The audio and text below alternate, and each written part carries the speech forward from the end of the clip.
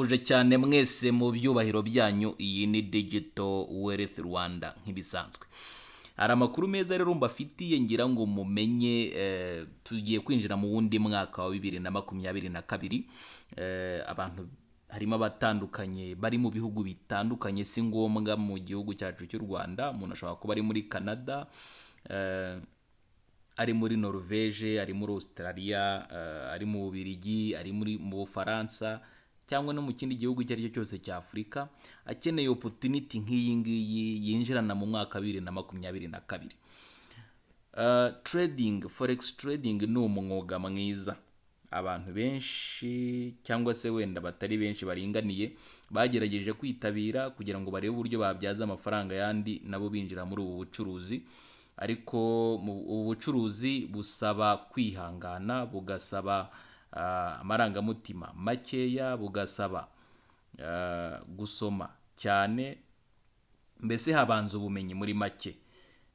Ariko rero harimo abantu bafite akazi kandi bakora, kavuga ati ntabwo nahita mfata forex trading ngo mpite nyigira full time, cyangwa se n'ibyapfa no kunyorohera.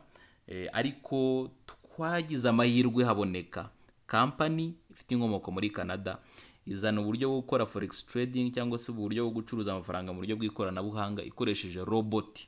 Hagakoreshwa robo ukungukirwa mu buryo bushimishije cyane.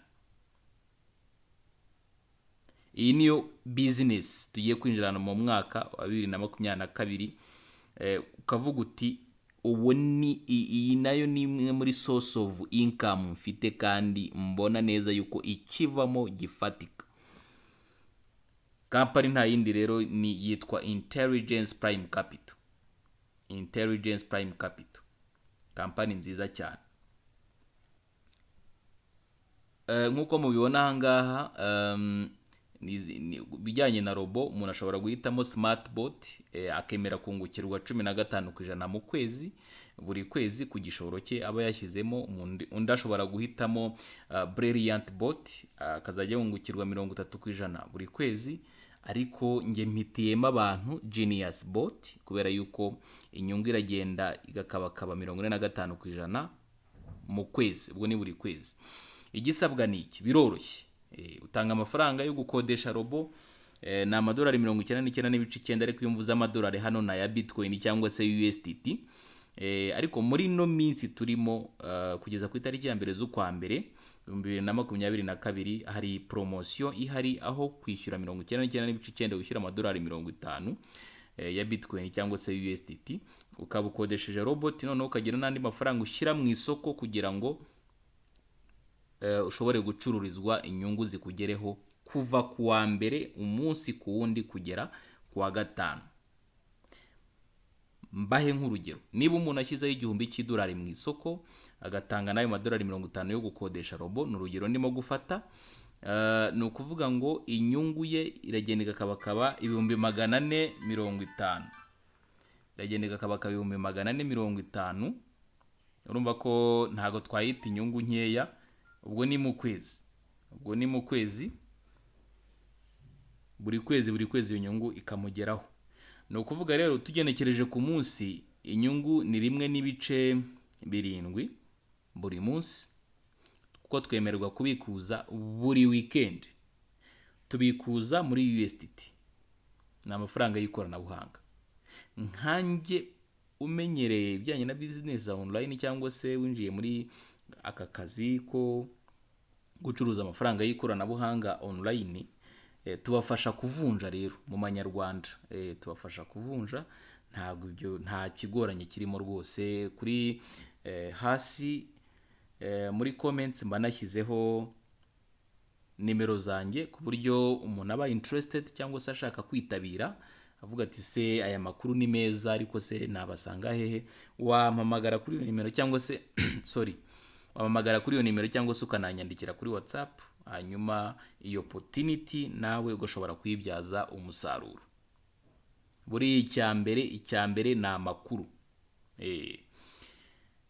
Izo USDT rero nuvuga ngo kugira ngo twactive konte, tuvuge tuti konte irimo irakora, dufunguza nyine ikibanza no gufunguza konte muri iyi systeme ya Intelligence Prime Capital, nicyo kibanza. nyuma wamara kuyifunguza hakabaho gukora KYC magambo arambuye sorry ni know your customer, ni uburyo bwo kuverifying account.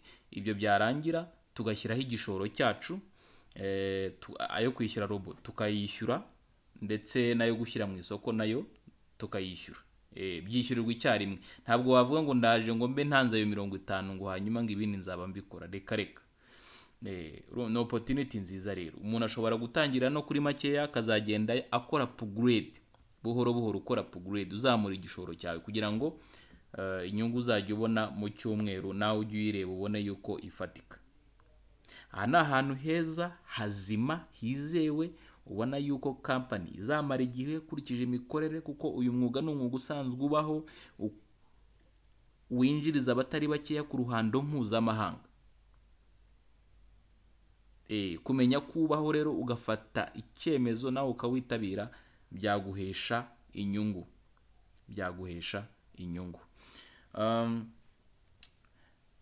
Nari ngiye kuberekaho gatoya rero iyo twabikuje biba bimeze bite. Ni ukuvuga ngo process yo kubikuza iri muri system imbere ya Intelligence Prime Capital, ariko iyo bikuje amafaranga yawe araza akajya kuri exchange waba ukoresha cyangwa se abakoresha wallet runaka.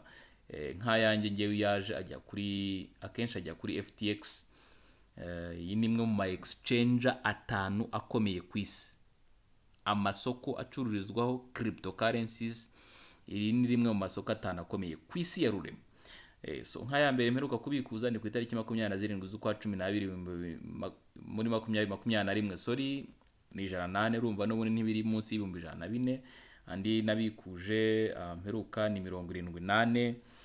Of course hano haba hariho n'izindi transaction nagiye nkozera mu zitari z'iyi company gusa. 78 n'ubundi urumva ntabwo ari munsi y'ibihumbi 74, kandi nayabikuje ubundi ku itariki 26 z'ukwa 12 2021. Urumva yuko kwitabira ino company urunguka, ukibonera inyungu, ukazibikuza bidasabye ko hazamo abandi bantu. Za business ngo kuzana abantu, donc ukabona ko umuntu ashaka kubona inyungu ariko hari uko habanje kujyamo abantu. Oya, aha ni igishoro cyawe, robot ikagucururiza ikaguhereza inyungu, ukazibikuriza ubwawe, ukazivunja no mu manyarwanda, bikakugirira umumaro n'ukuri. Yes, hari andi merutse kubikuza nanone, ntabwo nk'aya 55 ejo bundi kuri 24 ntabwo ari kera. Aya ngaya 23 nayo niho nayabikuje. Aya 70 nayo nuko, 29 nayo nuko. So murumva ko ntabwo company ubwo yatangiye mu kwa 9. Company yatangiye mu kwa 9 kuyu mwaka turimo 21, ariko urumva ko inyungu urabona ko inyungu maze kuyibonamo ntabwo zakitwa nkeya mu byukuri. Ngiye ndimo ndamara ukwezi kurengaho gatoya muri iyi company. So mu kwa 9 rero gitangira hakoreshwaga iyi bot yunguka 15%, ariko company igenda yimprovinga ku buryo igeze kuri iyi bot yunguka 45%. So ikintu cyiza cyane kirimo rero muri no company nuko umuntu yakeneye igishoro cye aragisubizwa. Ibyo abantu bagiye babyifuza kenshi. None se nsumbirijwe ngize impamvu runaka zituma mpita nkenera igishoro cyanjye kugira icyo nkikoresha nkazaba ngaruka. Ibyo birakunda? Hano rero birakunda. Hagasigaramo 20% gusa, 80% ukaba wayabikuza. Mfate nk'urugero, niba washoye $2,000 by'idolari, n'urugero mfashe, cyangwa washoye amadolari 100, no kuvuga ngo wemerewe gusubirana 80 yawe y'amadolari, ugasigamo amadolari 20 mu isoko. Bikorwa ariko muri weekend. So aya ni amakuru meza. Kubashaka andi makuru arambuye mwambaza, nimero mba nazishyizeho. Ariko iyi no opportunity nziza. Wumve ngo iyi company ifite nayo aho itanga report muri Canada ya transaction cyangwa se y'akazi birimo gukora, kugira ngo bagenzure barebe niba nta bintu by'amanyanga bagenda bazanamo. Kuko muri Canada ntabwo ari ahantu company yaza ishaka guscaminga abantu cyangwa se guteza ibibazo ngo